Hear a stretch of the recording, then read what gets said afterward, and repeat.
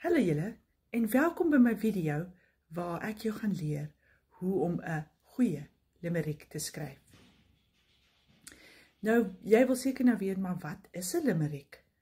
As jy nou eers weet wat 'n limerick is, dan gaan jy ook een wil skryf. 'n Limerick is 'n snaakse gediggie met 'n baie spesifieke vorm.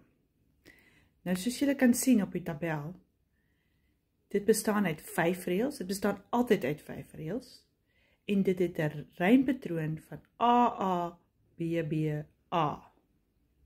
So in hierdie voorbeeld het ons A is AAL, de Waal ry met garnaal en anaal. En die B's is in reël 3 en 4, en dit is weet wat ry met eet. Die ander baie belangrike ding van 'n limerick is dat dit 'n sekere ritme het. Dit is baie belangrik dat dit ritmies moet wees.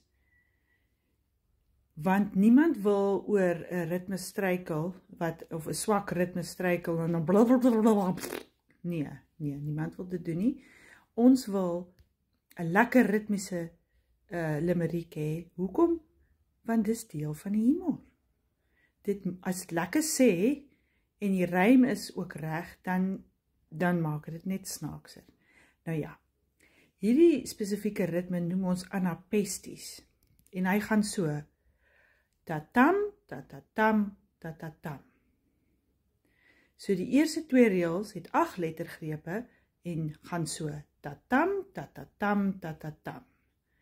Tatam, tatatam, tatatam. En dan reël 3 en 4 is net tatam, tatatam, tatam, tatatam, en dan eindig het weer met tatam, tatatam, tatatam.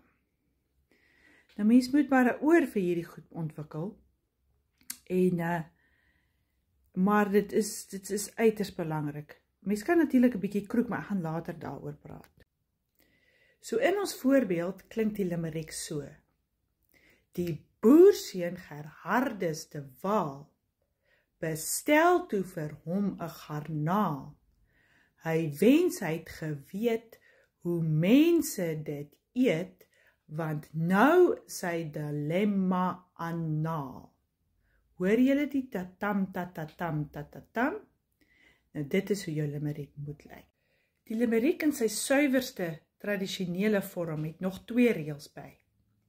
Die een is dat dit gaan oor iemand met 'n naam of iemand van 'n plek.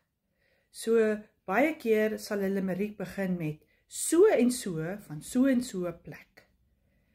In die geval van ons voorbeeld eindig dit met 'n van. Die boerseun Gerhardus de Waal. So daar het ons net met 'n wie te doen. Die ander tradisie is dat dit snaaks of grous moet wees. Nou kyk, ek het nou al limericke gesien, veral skoolkinders skryf sulke limericke, en dis ook goed en reg so, maar die beste limericke is nou maar eenmaal snaaks of grous. Maar ek verkies snaaks. Hou die radio aan vir deel 2.